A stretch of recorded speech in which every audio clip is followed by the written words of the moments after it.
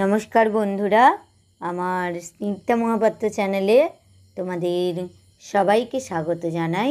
আশা করি তোমরা সবাই ভালো আছো। আমি আজকে তোমাদের একটি কবিতা শোনাচ্ছি, মা দুর্গার আগমন, স্বপন কুমার হাজরার লেখা। ছাতিম ফুলের গন্ধে আমার মন যে কেমন করে, একটি বছর পরে আবার আসছে ওমা ঘরে।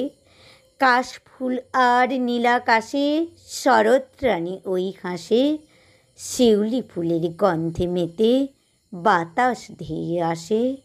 দিঘির জলে পদ্ম শালুক দিচ্ছে উঁকি তাই, এবার পুজোর আনন্দেতে মাতব সবাই ভাই।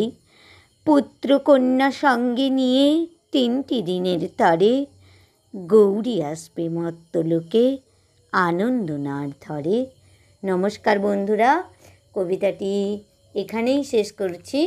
যদি কবিতাটি ভালো লেগে থাকে প্লিজ আমার চ্যানেলটি সাবস্ক্রাইব করে আমার পাশে থাকবে।